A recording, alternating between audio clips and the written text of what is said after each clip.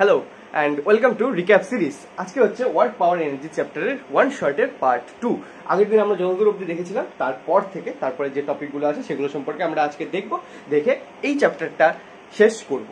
ওকে, তো আগের দিন আমরা লাস্ট অবধি দেখেছিলাম হচ্ছে রেস্ট মাস সম্পর্কে, রাইট, স্থির ভর সম্পর্কে। তো তারপরে আমাদের নতুন নেক্সট যে টপিক আসে সেটা হচ্ছে কোনো বস্তুর উলম্ব বৃত্তাকার পথে ঘূর্ণন গতি। কোনো বস্তুর উলম্ব বৃত্তাকার পথে ঘূর্ণন গতি বলতে কি বোঝায়? এই সার্কেলে যদি বস্তুকে ঘোরানো হয়, কোনো বস্তুকে, এবার এই সার্কেলটা কিরকম? এই সার্কেলটা এইরকম না, ওকে, এই সার্কেলটা হচ্ছে এইরকম টাইপের, যেখানে গ্র্যাভিটি সবসময় নিচের দিকে কাজ করে। গ্র্যাভিটি নিচের দিকে, মানে এটা এখানেও নিচের দিকে কাজ করবে গ্র্যাভিটি, এখানে যখন বস্তুটা থাকবে তখনও নিচের দিকেই কাজ করবে, ঠিক আছে? তো বস্তুটাকে ঘোরানো হচ্ছে এইভাবে উলম্ব বৃত্তাকার পথে, নট এরকম হরিজন্টাল বৃত্তাকার পথে, এরকম না, ঘোরানো হচ্ছে এরকম করে। এরকম করে যখন ঘোরানো হয় তখন এই বস্তুটার একটা পূর্ণ সার্কেল করতে একটা মিনিমাম ভেলোসিটি লাগে, যেখানে এখানে শুরুর সময় ইউর একটা ভেলোসিটি থাকে, এখানে উপরের একদম ফাইনাল পয়েন্টে গিয়ে ওর একটা ভেলোসিটি ভি থাকে। তো সেগুলো ভেলোসিটি কত সেটা সম্পর্কে আমরা দেখবো। বাট তার আগে এটা কেন লাগে? কারণ যখন গ্র্যাভিটির উল্টো দিকে আমরা এটাকে ঘোরানোর চেষ্টা করব তখন গ্র্যাভিটি তো ওকে নিচের দিকে টানবে। তাহলে অল্প যদি ভেলোসিটি হয় তাহলে এটা এত দূর উঠবে, আবার নিচে নেমে যাবে, আবার এদিকেও যাবে, এদিকেও আসবে। তো এটা কি হলো? সিম্পল হারমোনিক মোশন হয়ে গেল, এটা সরল দোলকের মোশন হয়ে গেল। কিন্তু ভেলোসিটি আমি যদি এই ইউ এর ভ্যালু আমি যদি বাড়াতেই থাকি তাহলে একসময় কি হবে? এটা গোল ঘুরে যাবে, রাইট? তো গোল ঘুরলে কি হবে? একটা সার্কুলার মোশন কমপ্লিট করলো, একটা বৃত্তাকার পথ ঘুরলো, তাই না? তো এই ইউ এর ভেলোসিটি কত হতে হবে? এই এই সবচেয়ে উপরের পয়েন্ট, হাইয়েস্ট পয়েন্টে ক্রস করার জন্য এই সময় এর ভেলোসিটি ভি কত হতে হবে, সেই সব জিনিসগুলো আমরা দেখব। তো সবার প্রথমে এই ভি কে বলা হয় ক্রিটিক্যাল ভেলোসিটি। এই ভি কে কি বলা হয়? ক্রিটিক্যাল ভেলোসিটি বা সন্ধিবেগ। ক্রিটিক্যাল ভেলোসিটি বা সন্ধিবেগ বলতে কি বোঝায়? যে ভেলোসিটির জন্য এই বস্তুটা একটা সার্কেল কমপ্লিট করতে পারবে। কারণ এই হাইয়েস্ট পয়েন্টে এর ভেলোসিটি যদি ক্রিটিক্যাল ভেলোসিটির থেকে কম হয় তাহলে এটা এদিকে আর ঘুরে আসবে না, এটা আবার ফেরত চলে যাবে, তাহলে সার্কেল কমপ্লিট হলো না। তো সার্কেল কমপ্লিট হওয়ার জন্য এখানে এই হাইয়েস্ট পয়েন্টে যে ভেলোসিটি দরকার সেটাকে বলা হয় ক্রিটিক্যাল ভেলোসিটি। ওকে, আর সেই ক্রিটিক্যাল ভেলোসিটির ভ্যালু আমাদের হয় v equal to root over rg সমান, v equal to root over rg সমান, ঠিক আছে? r কি? r হচ্ছে এই ব্যাসার্ধ, আর g কি? g হচ্ছে গ্র্যাভিটেশনাল অ্যাক্সেলারেশন। ওকে, এবার এই v কে প্রোভাইড করার জন্য u এর কিছু ভেলোসিটি থাকতে হবে, কারণ আমি শুরুতেই যদি কোনো ভেলোসিটি না দিই স্থির অবস্থা থেকে তো চলতে শুরু করবে না, একে ভেলোসিটি দিতে হবে। তো u এর ভেলোসিটি কত হতে হবে মিনিমাম, যাতে এই বস্তুটা গোটা একটা সার্কেল কমপ্লিট করতে পারে, সেটারও একটা ভ্যালু থাকে। এই u এর ভ্যালু হয় রুট ওভার 5rg পরিমাণ, ঠিক আছে? তো এই যে শুরু করলাম, আমি অল্প একটু ফোর্স দিলাম যার জন্য অল্প একটু ভেলোসিটি হলো, এত দূর গেল আবার এখানে ফেরত চলে আসলো, আর এত দূর গেল ফেরত চলে আসলো। তো এটা সেলফম্যান হারমোনিক মোশন হচ্ছে, কিন্তু গোটাটা ঘুরলো না, বৃত্তীয় গতি কমপ্লিট করলো না। তো যদি আমি মিনিমাম ভেলোসিটি এত দেই রুট ওভার 5rg এখানে, তাহলে এটা কি করবে? এখানে উঠতে উঠতে এখানে এসে ওর ভেলোসিটি কত হয়ে যাবে? রুট ওভার rg পরিমাণ হয়ে যাবে, আর যার জন্য ও কমপ্লিট সার্কেল পূরণ করবে। আর যদি না হয় তাহলে আবার এদিকে ফেরত চলে আসতো বা সোজা নিচে চলে আসতো, ঠিক আছে? কিন্তু রুট ওভার এখানে যদি রুট ওভার 5rg হয়, যার জন্য এখানে ভেলোসিটি কত হয়ে যাবে? রুট ওভার rg, যার জন্য এটা একটা কমপ্লিট সার্কেল পূর্ণ করবে, ঠিক আছে? এবার এই অবস্থায় যখন একবার সার্কেল কমপ্লিট করলো তখন কি হয়? নিচের দিকে টেনশন পড়ে, এই তারের উপরে যে টেনশনটা পড়ে সেই টেনশনের একটা ভ্যালু থাকে, সেই টেনশনের ভ্যালু হয় প্রায় 6 গুণ। এই বস্তুটার মাস যদি m হয় তাহলে নিচের দিকে ওয়েট কত পড়বে? mg পরিমাণ, ঠিক? নিচের দিকে ফোর্স কত পড়বে? mg পরিমাণ। তো টেনশনের ভ্যালু হয়ে যাবে 6 ইন্টু mg, মানে 6 গুণ বেশি কি পড়বে? টেনশন বা টান পড়বে এই সুতোটার উপরে, ঠিক আছে? তো বৃত্তাকার উলম্ব বৃত্তাকার পথে ঘোরানোর সময় টেনশন প্রচুর পরিমাণে বৃদ্ধি পায়, কত? প্রায় 6 গুণ পরিমাণ। মানে এটার যে নিচের দিকে ফোর্স অ্যাপ্লাই হচ্ছে mg পরিমাণ, যে ওয়েটটা অ্যাপ্লাই হচ্ছে তার 6 গুণ পরিমাণ বেশি টেনশন ওই তারটার উপরে পড়বে, ওই তারটাকে সেটা সহ্য করতে হবে এই বৃত্তাকার পথে ঘোরার জন্য, না হলে তারটা ছিঁড়ে যাবে, বস্তুটা কি করবে? স্পর্শ বরাবর বাইরের দিকে চলে যাবে, ঠিক? তো এই হলো উলম্ব বৃত্তাকার পথে কোনো বস্তুর ঘূর্ণন গতি। ঠিক আছে, আমাদের ইম্পর্টেন্ট কি, এক হচ্ছে ক্রিটিক্যাল ভেলোসিটি, আর দুই হচ্ছে শুরুতে যে ভেলোসিটিটা দরকার ওই ক্রিটিক্যাল ভেলোসিটিকে রিচ করার জন্য, ওই ক্রিটিক্যাল ভেলোসিটিতে পৌঁছানোর জন্য। তো শুরুতে ভেলোসিটি ইউ ইকুয়াল টু কত হতে হয়, √5 rg, যার জন্য ক্রিটিক্যাল ভেলোসিটি কত হয়, √rg।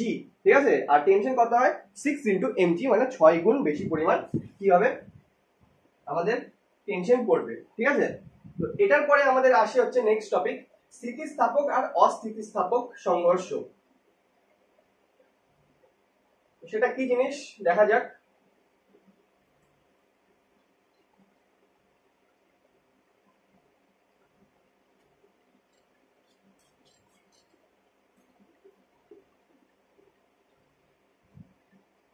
তো এই চ্যাপ্টারের এরপরে নেক্সট টপিক যেটা আছে সেটা হচ্ছে স্থিতিস্থাপক আর অস্থিতিস্থাপক সংঘর্ষ।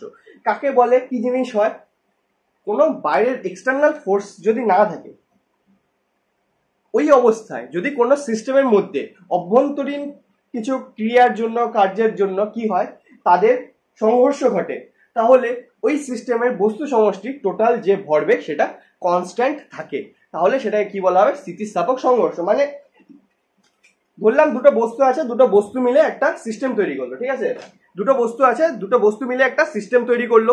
এবার বাইরের থেকে আমি যদি কোনো ফোর্স অ্যাপ্লাই না করি ওর উপরে, আমি যদি বাইরের থেকে ওর উপরে কোনো ফোর্স অ্যাপ্লাই না করি, তাহলে ওদের মধ্যে যদি কোনো রকম সংঘর্ষ হয়, তাহলে তাদের টোটাল যে গতিশক্তি থাকবে সেটা কি থাকে, সেটা কনস্ট্যান্ট থাকে, সেটা সংরক্ষিত থাকে, তাহলে সেটাকে কি বলা হবে, স্থিতিস্থাপক সংঘর্ষ।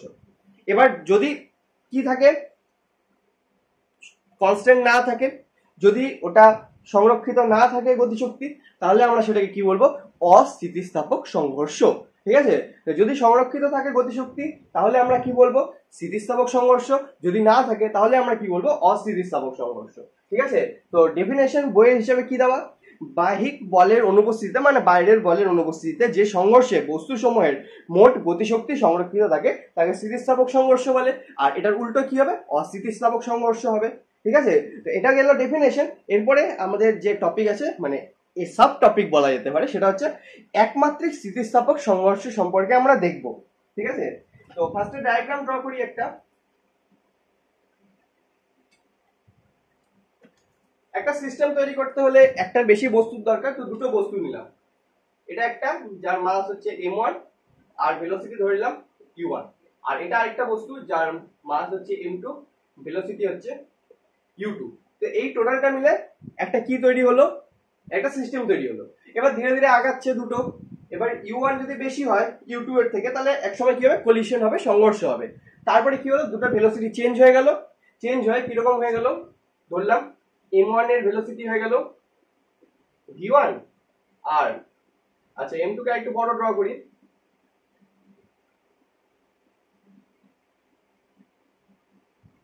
m2 এর ভেলোসিটি হয়ে গেল v2। তাহলে আমাদের স্থিতিস্থাপক সংঘর্ষ যদি এটা হয়ে থাকে, তাহলে টোটাল গতিশক্তি কি থাকবে, সংরক্ষিত থাকবে। আর এর আগে যে আমাদের একটা ইয়ে ছিল ভরবেগের সংরক্ষণ সূত্র, সেটাতে কি বলা যায়, যে এদের সংঘর্ষের আগে আর পরে ভরবেগও সংরক্ষিত থাকবে। ঠিক, তো এখান থেকে আমরা যে ভ্যালুটা বের করতে পারি সেটা হচ্ছে v1 আর v2 এর ভ্যালু, মানে সংঘর্ষের পরে v1 আর v2 এর ভ্যালু কি কি হবে। কারণ এটা যেহেতু স্থিতিস্থাপক সংঘর্ষ, তাহলে টোটাল গতিশক্তি আর টোটাল ভরবেগ সংরক্ষিত থাকবে, কিন্তু তার মানে এই না যে v1 আর v2 সেম থাকবে, v1 আর v2 সমান। এটা চেঞ্জ হয়ে যেতে পারে, এটা পরস্পর চেঞ্জ হয়ে যেতে পারে, কারণ টোটাল যে গতিশক্তি আর টোটাল যে ভরবেগ সেটা কি এই দুটোকে মিলিয়ে তৈরি করা হয়েছে। ঠিক আছে, তো এটা একটু কমে গেল, তার বদলে যদি এটা বেড়ে যায় তাহলে টোটালটা সেম থাকবে। যেমন এটা ধরলাম 10 ছিল ফার্স্টে, এটা 20 ছিল, তাই টোটাল কত, 30। এইবার এখানে যদি আমি করে দেই হচ্ছে 21, আর এখানে যদি করে দেই 9, তাহলে তো কত হলো, 30। তো কম বেশি হতেই পারে, ঠিক আছে, জিনিসটা বোঝা গেল, কম বেশি হতেই পারে। তো আমরা এখানে বের করবো হচ্ছে v এর ভ্যালু, মানে v1 আর v2 এর ভ্যালু। ওকে, তো v1 আর v2 এর ভ্যালু কত হয়, v1 এর ভ্যালু সব ক্যালকুলেশন করার পরে আমাদের যেটা আসে সেটা হচ্ছে m1 minus m2 by m1 plus m2 into u1 plus 2m2 m1 plus m2 u2। এটা কিসের ভ্যালু আসে, এটা ভ্যালু আসে হচ্ছে v1 এর, ঠিক আছে। এই ছোট বস্তুটা যার মাস m1 ছিল তার ভেলোসিটি কলিশনের পরে, স্থিতিস্থাপক কলিশন অবশ্যই ইলাস্টিক কলিশনের পরে কি হবে, v1 হবে, যার ভ্যালু হচ্ছে m1 minus m2 by m1 plus m2 into u1 plus 2m2 by m1 plus m2 into u2। ঠিক উল্টো v2 এর ভ্যালু কি হবে, v2 এর ভ্যালু যদি বের করতে বলা হয় তাহলে কি লিখবো, m2 minus m1 by m1 plus m2 into u2 plus 2m1 by m1 plus m2 into u1। এই দুটো হচ্ছে v1 আর v2 এর ভ্যালু। ওকে, এগুলো মনে রাখার জিনিস। এর আগে প্রমাণ আছে, প্রমাণগুলো যদি দেখতে হয় নিচে প্লেলিস্ট দেওয়া থাকবে, সেখানে আগে যে যখন গোটা চ্যাপ্টারটা করানো হয়েছে সেখানে দেওয়া আছে, সেখানে দেখতে পারো, ঠিক আছে। আপাতত আমরা যেহেতু রিক্যাপ করছি তো একবারে দেখবো পরপর। এটা হলো v1 এর ভ্যালু, এটা হলো v2 এর ভ্যালু, ঠিক আছে। তো v1 এর ভ্যালু আসলো, v2 এর ভ্যালু আসলো। এইবার এই ক্ষেত্রে কিছু স্পেশাল কেস থাকে, যেমন প্রথমটা যদি এটা যদি স্থির হয়, এটা যদি ভেলোসিটি থাকে, বা এটার মাস সমান হয়, তাহলে কি হবে না হবে সেই সব সম্পর্কে, ঠিক আছে। তো আমরা দেখবো হচ্ছে স্পেশাল কেস সম্পর্কে।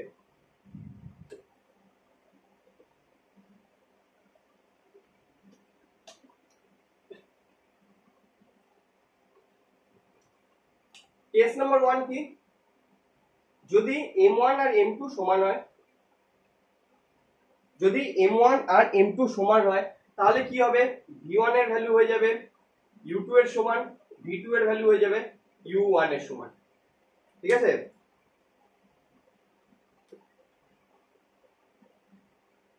আলাদা বোঝার জন্য v1 এর ভ্যালু কি হয়ে যাবে u2 এর সমান, v2 এর ভ্যালু কি হয়ে যাবে u1 এর সমান, ঠিক আছে।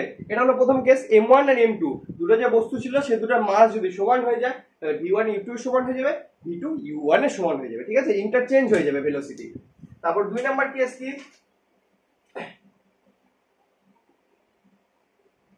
2 নাম্বার কেস m1 আর m2 যদি সমান হয় আর তার সাথে সাথে যদি u2 0 হয়, m1 আর m2 সমান আর u2 0, তাহলে কি হবে, তাহলে আমাদের কাছে আসবে v1 যেহেতু u2 এর সমান হতো তাই 0 হয়ে যাবে, আর v2 কি হয়ে যাবে u1 এর সমান হয়ে যাবে, সিম্পল এরকম জিনিস। ওকে, তারপরে নেক্সট কেস কি আসবে,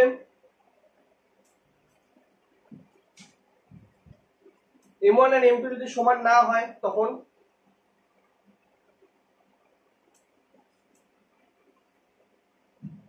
তাহলে এরপরে কেস কি, 3 নাম্বার কি, m1 আর m2 যদি সমান না হয় কিন্তু u2 0ই হবে এবারও, তখন কি হবে,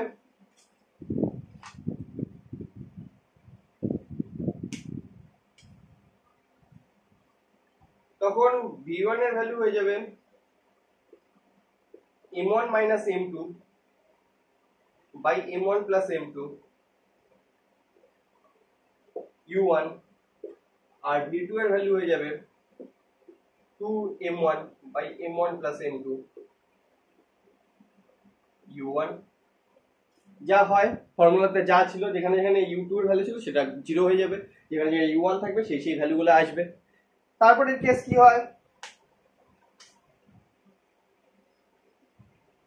4 number case m1 is very very greater than m2, আর এবারে কি হবে u2 0 হবে, মানে দ্বিতীয় বস্তুটা স্থির অবস্থায় থাকবে। তাহলে কি হবে, তাহলে v1 প্রায় u1 এর সমানই থাকবে, v1 প্রায় u1 এর সমানই থাকবে, আর v2 কি হয়ে যাবে প্রায় 2u1 এর সমান হয়ে যাবে, মানে ডবল ভেলোসিটিতে চলতে শুরু করে দিবে, ঠিক আছে। তারপরে 5 নাম্বার কেস কি, এবার m2 যদি very very greater than m1 হয়, আর এবারে u2 যদি স্থির অবস্থায় থাকে, মানে প্রায় সব কেসে কি হচ্ছে u2 স্থির অবস্থায় আছে, ঠিক আছে। তো সেই ক্ষেত্রে কি হবে, সেই ক্ষেত্রে প্রথম বস্তুর ভেলোসিটি উল্টে যাবে, মানে যাচ্ছিল এদিকে ওটার সাথে কলিশন হলো আবার উল্টো দিকে চলতে শুরু করে দিল, আর v2 কি হবে, v2 স্থির ছিল, স্থির অবস্থাতেই থেকে যাবে। ঠিক আছে, তো এই হলো একমাত্রিক কলিশনের ক্ষেত্রে কিছু স্পেশাল কেস। m1 m2 সমান হলে কি হবে, m1 m2 সমান অবস্থায় u2 0 হলে কি হবে, যদি সমান না হয় m1 m2 আর u2 0 হয় তখন কি হবে, যদি m1 অনেক বড় হয় m2 থেকে তাহলে কি হবে, আর m2 যদি বড় হয় অনেক m1 এর থেকে তখন কি হবে, সেই সব সম্পর্কে। ঠিক আছে, এগুলো হলো কিছু স্পেশাল কেস যেগুলোকে আমাদেরকে মনে রাখতে হবে। তারপরে আসে হচ্ছে আমাদের একমাত্রিক অস্থিতিস্থাপক সংঘর্ষ। এটা কি দেখলাম, স্থিতিস্থাপক সংঘর্ষ যেখানে টোটাল যে গতিশক্তি থাকে, ভরবেগ থাকে, সেগুলো কি থাকে, সংরক্ষিত থাকে, মানে কনস্ট্যান্ট থাকে। কিন্তু অস্থিতিস্থাপক সংঘর্ষের ক্ষেত্রে কি হয়, কনস্ট্যান্ট থাকে না। ঠিক আছে, অস্থিতিস্থাপক সংঘর্ষের ক্ষেত্রে গতিশক্তি, টোটাল গতিশক্তি কনস্ট্যান্ট থাকে না, সেটা চেঞ্জ হয়ে যায়। তো সেই ক্ষেত্রে আমাদের একটা নতুন জিনিস আসে, যে জিনিসটাকে আমাদের পরিমাণ করতে হয়, সেটা হচ্ছে স্থিতিস্থাপক গুণাঙ্ক বা সরি যেটা আমাদেরকে মাপতে হয় সেটা হচ্ছে স্থিতিস্থাপক গুণাঙ্ক বা coefficient of restitution. Coefficient of restitution, ঠিক আছে, কোফিশিয়েন্ট অফ রেস্টিটিউশন সেটাকে আমরা কি দিয়ে মাপবো, কোফিশিয়েন্ট অফ রেস্টিটিউশনকে আমরা রিপ্রেজেন্ট করি ই দিয়ে। ই এর ভ্যালু হয় হচ্ছে velocity of separation by velocity of approach, মানে v2 minus v1 by u1 minus u2। কিরকম জিনিস, এটা একটা বস্তু ছিল যার ভেলোসিটি u1, এটা একটা বস্তু যার ভেলোসিটি u2, এটা কলিশনের আগে। এবার কলিশনের পরে কি হলো, ভেলোসিটি চেঞ্জ হয়ে যাবে, v1 হয়ে যাবে আর v2 হয়ে যাবে, রাইট। এইবার এখানে যদি দেখি এদের দুজনের মধ্যে কলিশন হওয়ার কন্ডিশন কি, মানে সংঘর্ষ যদি হতে হয় তাহলে কি করতে হবে, এই বস্তুটাকে এর কাছে এসে ধাক্কা লাগতে হবে। তাহলে একে যদি এর কাছে আসতে লাগে তাহলে একে বেশি হতে হবে, u1 কে বেশি হতে হবে, u2 কে কম হতে হবে, রাইট। ধরলাম এটা 10 কিলোমিটার পার সেকেন্ডে চলছে, এটা তাহলে 12 কিলোমিটার প্রতি সেকেন্ডে যদি চলে তাহলে এ কে ধরতে পারবে। যদি এ যদি ইয়েতে চলে 5 কিলোমিটার পার সেকেন্ডে, কোনো জায়গায় ধরতে পারবে, সে ধীরে ধীরে তো দূরে চলে যাবে। তো 10 কিলোমিটার করে আগায় যাচ্ছে, 5 কিলোমিটার করে মাত্র আগাচ্ছে, তাহলে একে ধরতে পারবে না। তাহলে একে ধরার জন্য কি হতে হবে, u1 কে বড় হতে হবে, u2 কে কম হতে হবে।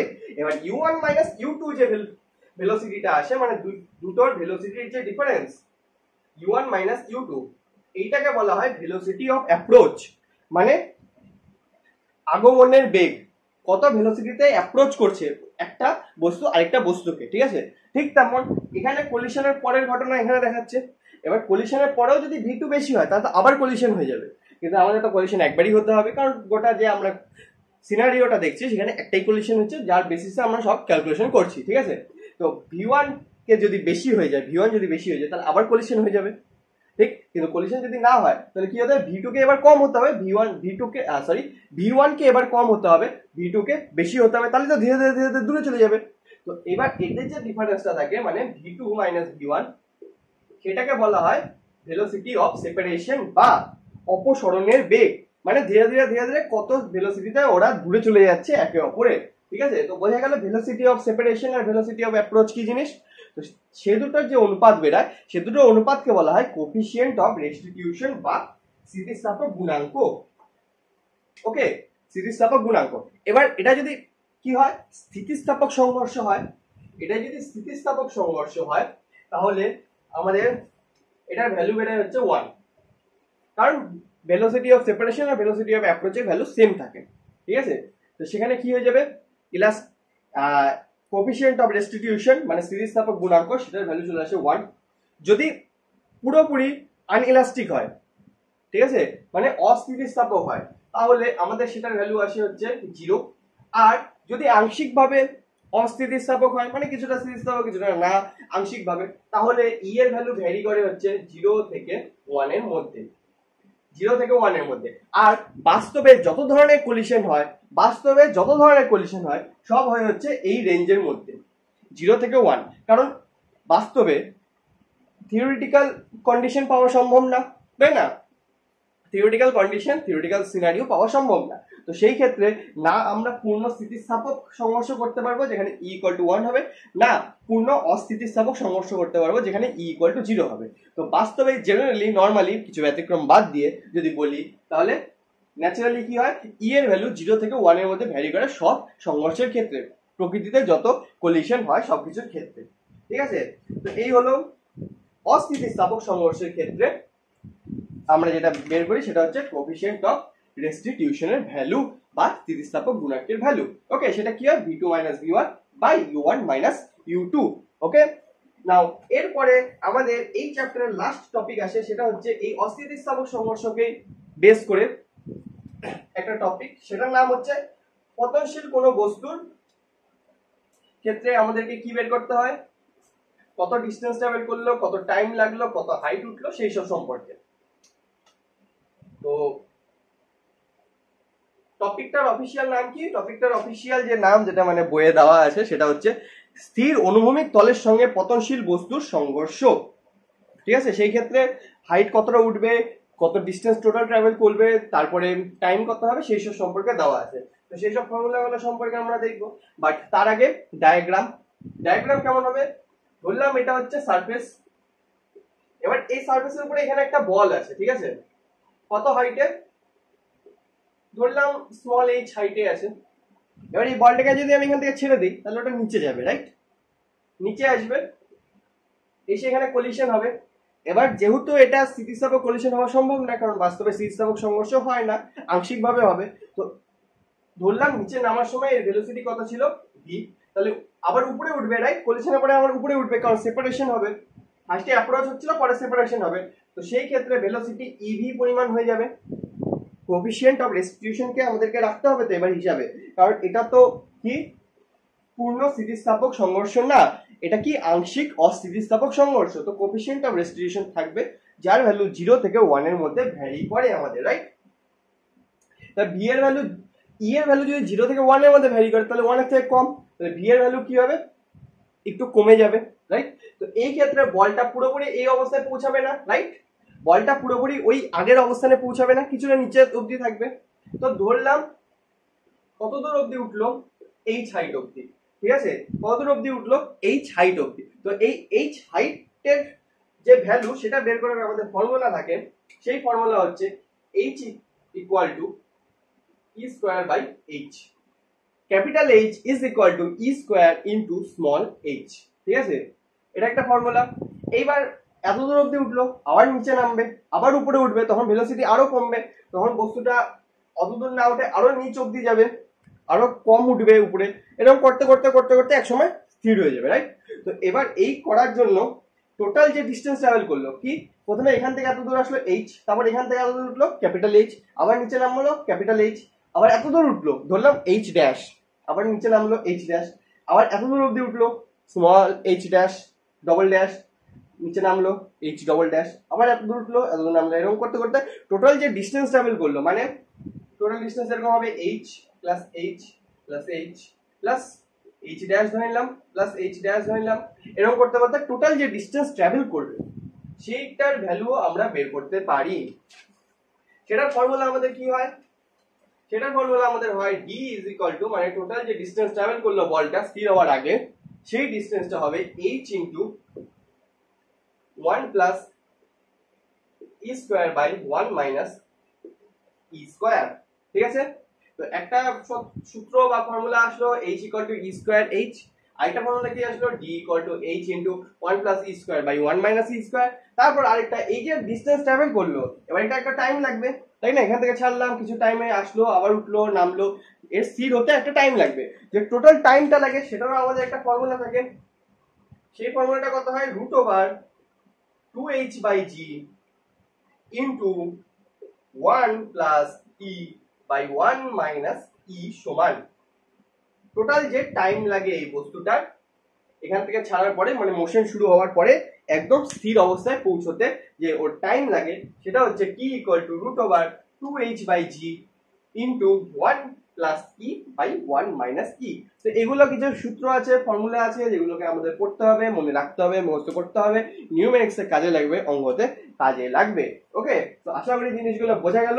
এই দিয়ে আমাদের এই ওয়ার্ক পাওয়ার এনার্জি চ্যাপ্টারের কি রিভিশন, যেটা রিক্যাপ, সেটা কমপ্লিট হলো। এরপরে আমরা এর নিউমেরিক্স দেখবো, এরপরে আমরা এর অঙ্ক দেখবো, সেই জায়গাগুলোতে এগুলো কি কেমন করে অ্যাপ্লিকেশন করা যায়, কেমন করে অঙ্ক সলভ করা যায়, সেই সব জিনিসগুলো সম্পর্কে আমরা দেখবো, ঠিক আছে? সো আজকের জন্য এটুকুই, আশা করি বোঝা গেল। বোঝা গেলে লাইক, শেয়ার, সাবস্ক্রাইব। সো দেখা হচ্ছে নেক্সট দিন, নেক্সট সেশনে। ওকে, টাটা।